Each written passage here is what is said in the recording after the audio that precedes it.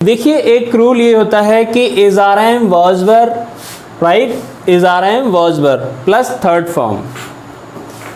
इसका प्रयोग हम कब करते हैं?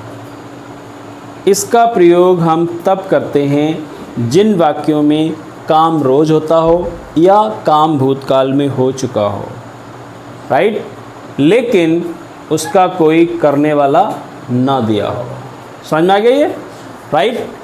Is are am was were दिया हो लेकिन कोई करने वाला ना दिया हो, राइट? इसका रूल लिखना चाहो तो इसका रूल लिख सकते हैं आप, वो जिन वाक्यों में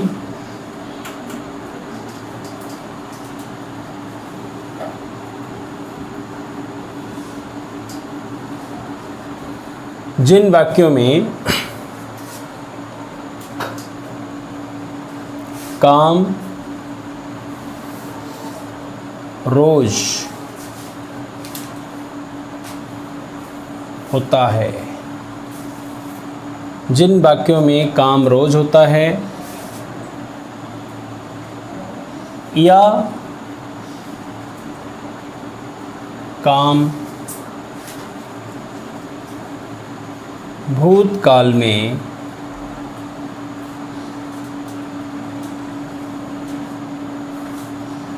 हो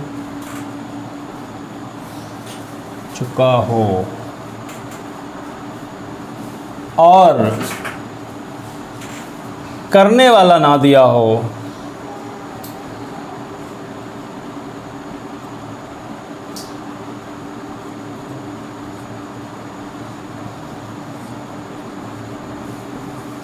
ठीक है ना? यानी जिन वाक्यों में काम रोज होता हो या काम भूतकाल में हो चुका हो और काम करने वाला ना दिया हो, राइट? काम करने वाला ना दिया हो। जैसे पहला सेंटेंस डालिए कि भगवान कण कण में विराजमान है। भगवान कण कण में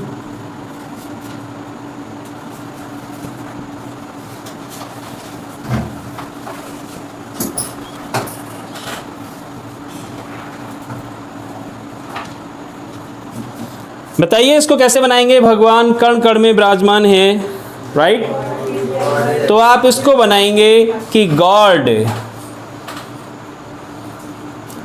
is existed in every particle, right? God is existed in every particle। भगवान कण कण में विराजमान है। अब इसमें ऐसा तो कुछ आया नहीं कि करने जैसा हो, कि कोई करने वाला हो इसमें, तो कुछ चीज़ें ऐसी भी होती हैं जिनका आखिरी रूप होता है, राइट? जिनमें किसी की मदद की ज़रूरत नहीं होती है। जब कोई चीज़ किसी चीज़ के अंदर पूरी तरह से प्रवेश कर चुकी हो, राइट, या वहाँ पे व्याप्त हो, देन वी कैन यूज़, तो भी हम इसी रूल का प्रयोग करते हैं। नेक्स्ट सेंटेंस मैंने एक और बोला था, क्या बोला था? हाँ, दया लोगों के दिलों में निवास करती है। इसको कैसे बनाएंगे बताइए? दया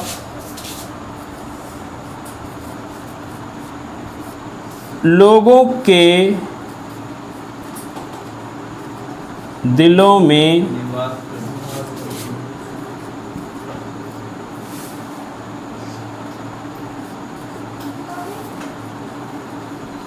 निवास करती है, ठीक है? दया को इंग्लिश में क्या कहते हैं? पढ़ा भी होगा आपने, एक शेक्सपियर की पोइम भी है लिखी हुई, मर्सी। ओके, तो इसमें आप क्या लगाएंगे? मर्सी इज,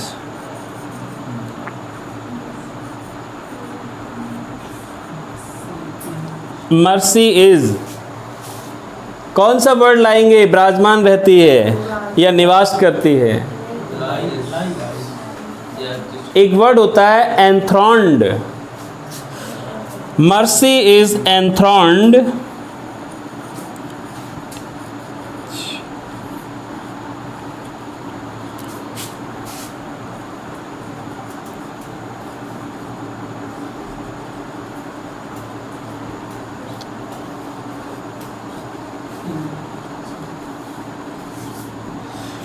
देखिए क्या है, मर्सी इज एंथ्रॉन्ड, एंथ्रॉन्ड कहते हैं विराजमान रहती है, निवास करती है in the hearts of people, लोगों के दिलों में। समझ में आ गया ये, राइट। अगला एक सब जैसे जो रूल के अकॉर्डिंग कोई सेंटेंस ऐसे हैं, लिखिए लंच रोज ऑफिस में लिया जाता है।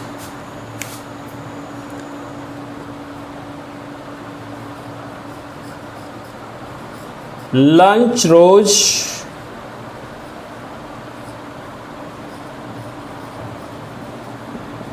ऑफिस में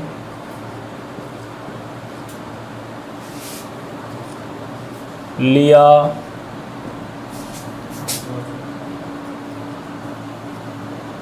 जाता है। ठीक है, लंच रोज ऑफिस में लिया जाता है। बताओ भाई Sachin boy, how would like to complete this sentence, because mostly people who are professionals, right, they take lunch not at home, they take lunch only in office। तो you are not talking about कि कौन लेता है, मैं, करने वाला नहीं दिया हुआ इसमें, only we are talking about lunch। केवल हम लंच की बात करते हैं कि लंच ऑफिस में लिया जाता है। तो फर्स्ट ऑफ ऑल क्या लाएंगे भाई, first of all you can write down lunch, और फिर रूल में क्या था, इज आर एम। अब लंच क्या है, सिंगुलर है, राइट, तो आपने लगाया lunch is, lunch is taken की जगह लगा दो डाइंड, राइट, या फिर हैड। जो हैव का मतलब टेक होता है, इसको आप टेकन भी कर सकते हो, लेकिन टेकन का मतलब क्या होता है, लेना, जरूरी नहीं आप ही उसको कंज्यूम करें। जस्ट यू आर सेइंग कि you are taking lunch, it means somewhere you are going to pick up the lunch, but that is not sure कि you are going to consume the lunch, right. तो lunch is dined, had, taken, और you can write eaten. Okay, और कहाँ, in, the नहीं लगाएंगे, in office, क्योंकि where you are going regular, जहाँ पे रेगुलर हमारा आना जाना रहता है, दैट प्लेस, उस प्लेस के पहले हम द नहीं लगाएंगे, because that is not the special place. वो कोई हमारे लिए स्पेशल प्लेस नहीं है, just we are going regular over there. If you are doing study in any school, then you can't say I am going to the school। अगर आपके पापा उसी स्कूल में जा रहे हैं किसी खास काम से, तो कह सकते हैं My father is going to the school। Clear. Next sentence एक और लिखिए, सेंटेंस एक और डालिए, हर संडे को लोगों को पार्टी में बुलाया जाता है। लिखो, हर संडे को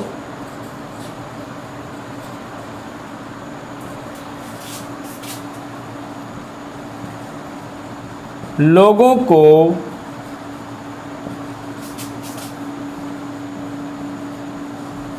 पार्टी में बुलाया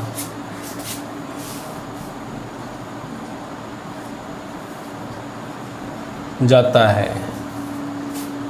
अब देखिए यहाँ पे क्या है कि हर संडे को लोगों को पार्टी में बुलाया जाता है। From where you will pick up the sentence, कहाँ से सेंटेंस को पिकअप करेंगे, बता सकते हो भाई कि from where we will pick के लिए। तो first of all we can pick up from here, कि यहाँ पे लोग जो है ना वो काम करने वाले नहीं, इन्हें बुलाता कोई और है, राइट। तो आप यहाँ पे लिखेंगे कि people are invited, people are invited, right? People are invited in the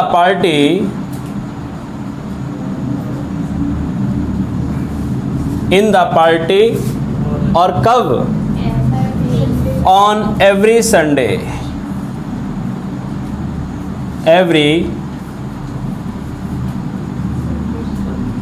Sunday, right? Next sentence एक और लिखे, now I am going to speak in past. अब एक सेंटेंस पास्ट में बोलता हूं मैं, लिखिए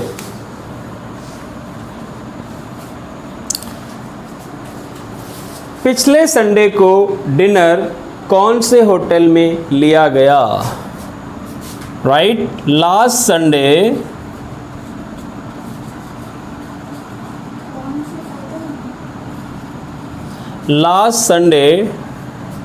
डिनर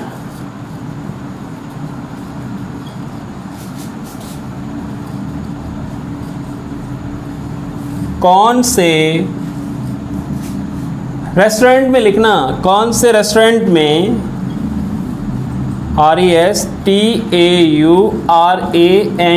रेस्टोरेंट की स्पेलिंग होती है रेस्टोरेंट, क्या बोलेंगे? रेस्टोरेंट, और फ्रेंच में इसको बोलते हैं रेस्तरां। तो रेस्टोरेंट, कौन से रेस्टोरेंट में लिया गया? राइट, कौन सा आ गया? That's why we can put the question mark, हम क्वेश्चन मार्क पुट कर सकते हैं। तो बताइए from where we will start, कहाँ से शुरुआत करेंगे इसकी? तो सबसे पहले लाएंगे व्हाट रेस्टोरेंट, यानी कौन सा restaurant, right? What restaurant,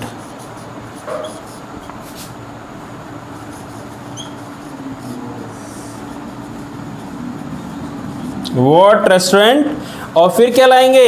helping verb क्या आएगी इसमें? Was, what restaurant was dinner,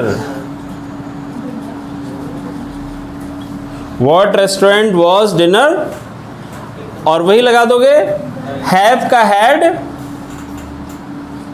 और यू कैन से डाइंड, डाइंड का मतलब होता है तौर तरीके से खाना खाना, was dined last Sunday,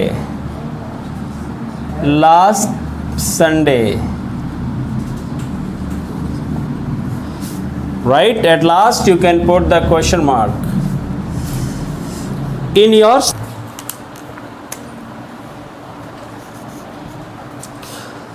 if you want to ask any sentence then you can ask कि जैसे आपने कहा कि अपराधियों को नहीं पकड़ा गया है, राइट?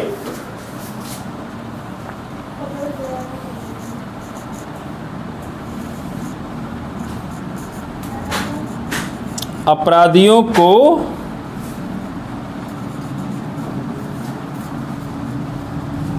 नहीं पकड़ा गया है,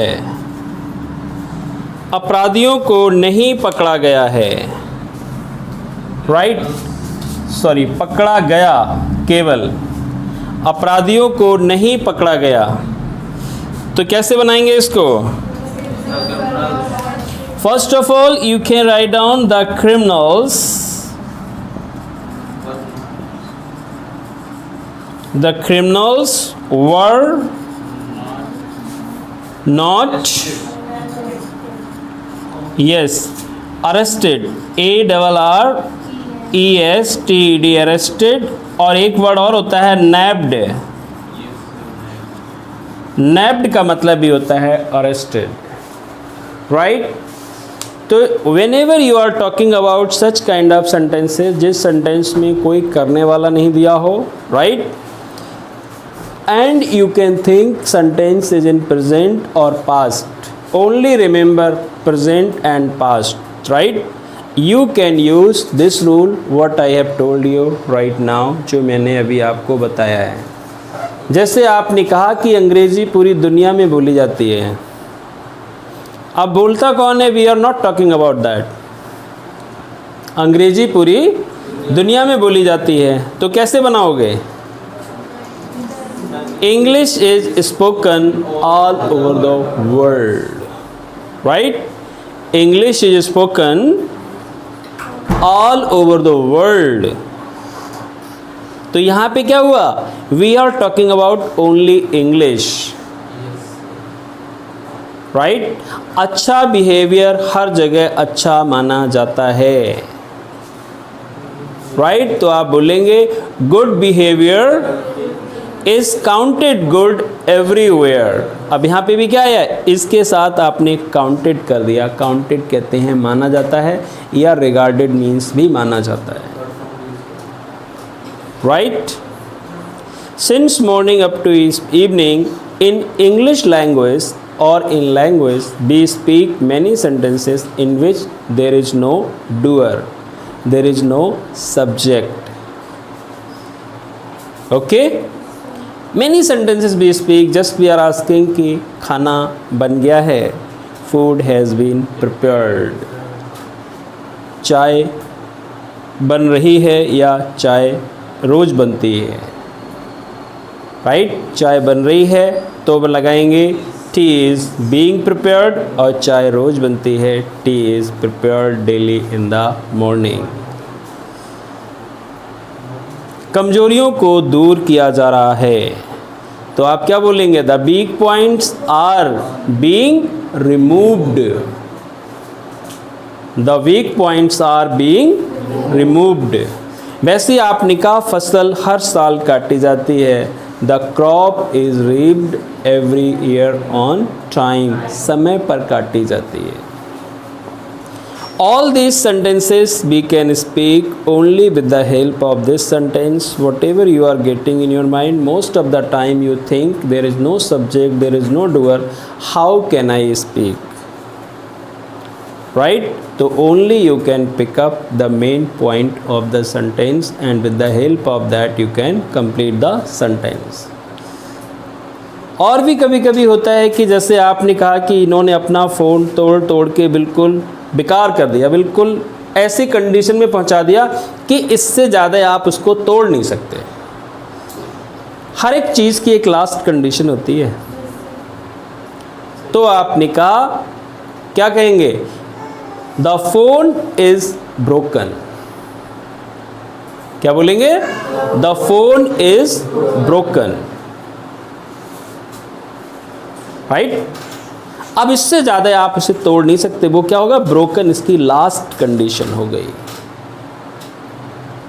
नहीं? तो remember, okay, all these sentences. तो okay, from my side, nice meeting, good day and goodbye, see you next time, till then goodbye and good night, God bless you all.